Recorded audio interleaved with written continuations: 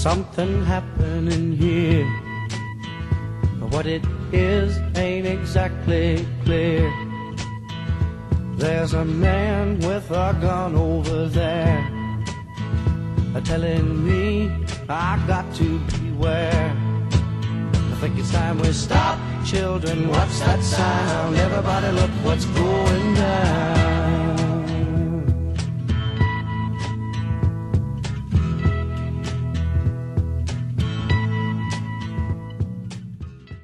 Hey, what is up guys? Joe again from Grindhouse Grotto. Welcome back to my channel. Thank you all for tuning in. I really appreciate all the support. I hope everybody's been enjoying my ongoing Saw series. I've had an absolute blast reviewing these movies. It's been a long time. You know, to me, that's like a couple months. But it's been a long time that I've seen these Saw films, and I've just been having a marathon lately. And I absolutely love the Saw series. So, without further ado, let's go ahead and continue with my third episode. I'm going to be covering Saw 3 from 2006. An absolute favorite of mine. And, as always, just want to show you everybody the Blu-ray case for this. I own the first 3 movies in this Blu-ray case. I've already reviewed this release in my first video, but I figured I'd show it again. So, I've already reviewed the first 2, and now I'm finishing up with Saw 3. But yeah, pretty good release, and I think it's out of print now, but you might still be able to get it. Awesome release. Alright guys, Saw 3 is an absolute blast. It's a personal favorite of mine. I wouldn't say it's my favorite film, but it wraps up the first 3 films pretty nicely. When I saw Saw 3 for the first time, I'm not going to lie, I thought that was the end of the Saw series. The way they ended the third Saw film just is absolutely crazy. It's easily the best ending in all the Saw movies, in my opinion.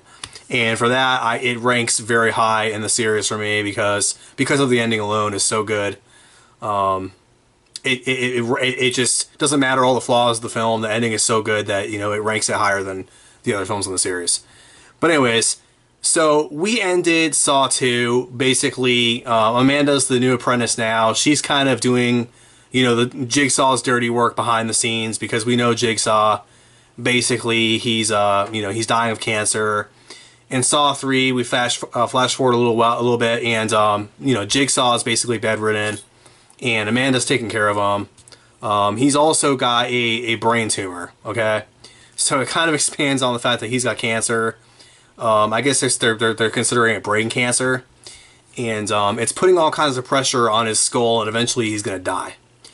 So Jigsaw needs someone to keep him alive, so he can keep the traps going until he fulfills his legacy. So he has Amanda, you know, going out and capturing people for his traps. She basically captures Dr. Lin, who's a doctor in the hospital where John Kramer was being treated before he ended up where he is in this film. And Amanda basically brings Dr. Lin back to this warehouse where, you know, it's like Jigsaw's lair, where Jigsaw's bedridden, and she is tasked, basically her game is to keep Jigsaw alive so he can fulfill his legacy. And they put this little, like, you know, mask over her head, and it's got bullet rounds all around her neck. So basically, if Jigsaw dies, or she, you know, runs out of the proximity of where he's at, it's gonna kill her. She has to keep him alive. If his heartbeat stops, she dies. Unbeknownst to her, her husband has been captured as well.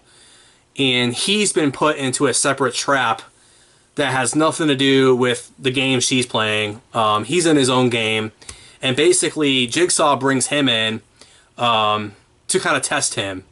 Because up until this point, you know, he's just been disastrous. The son died. The son of the 2 parents died. And he was hit by a car. So Jigsaw puts the father, Jeff, in this trap so he can basically test him. And all the victims in the traps are all basically people that had some part of his son's accident. So he's tasked with either advancing himself in the game or basically taking the life of somebody. Okay? So Jigsaw's testing his vengeance. Is he you know, willing to forgive, or is he willing to seek vengeance? And It's really all I want to reveal on that, because I don't want to spoil the beans on this. But yeah, we get to the end of the movie, and it is an absolute blast. The end of this movie is phenomenal, guys. Basically, Jeff's story and his game that he's playing and Dr. Lynn's game, they're both married. They don't know they're in separate traps. But their stories, their two games kind of merge at the end. And there's a little kind of a subplot going on in this film. If you've seen the first two films, you know that Amanda's, Jigsaw's apprentice, or apprentice-to-be. He's basically training her to take over his legacy when he eventually passes on, because he's got all these plans, for all these different traps and different things he's doing, and he knows he's not going to be around, so he knows that, Amanda survived her first trap, she survived the second trap, so she's, battle hardened, she's a worthy heir to his legacy. And that kind of spirals out of control at the end of the movie, which I'm not going to reveal what happens, but just an absolutely badass ending to this movie, guys. I love the hell out of Saw 3, okay? There's just so much going on. I like this movie, too, for the fact that, just like Saw 2, Jigsaw gets a lot of screen time, and then as the sequels progressed, his screen time got cut down, but Saw 3's got a lot of screen time, and I feel like this is the film right here that really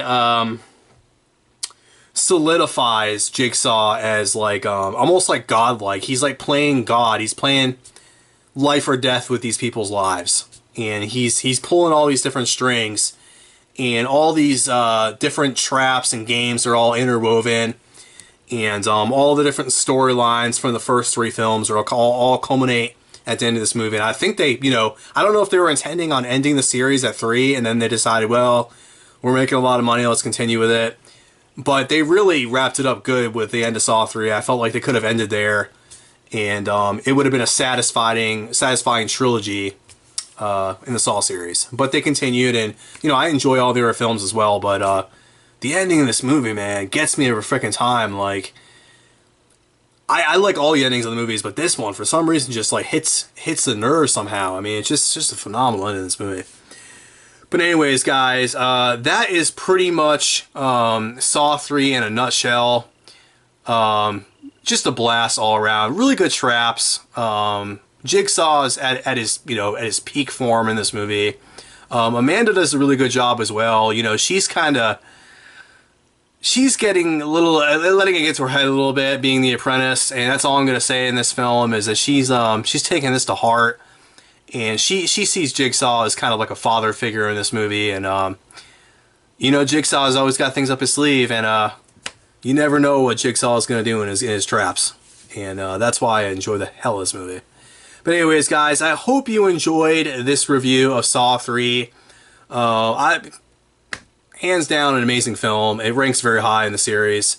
Like I said in the other videos, I will do a ranking at the end of the of all the reviews. I'll rank the Saw series and talk about what I like about each film.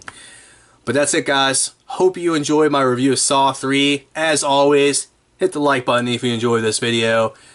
Please support my channel by subscribing. All support is greatly appreciated. And until next time, guys, take it easy.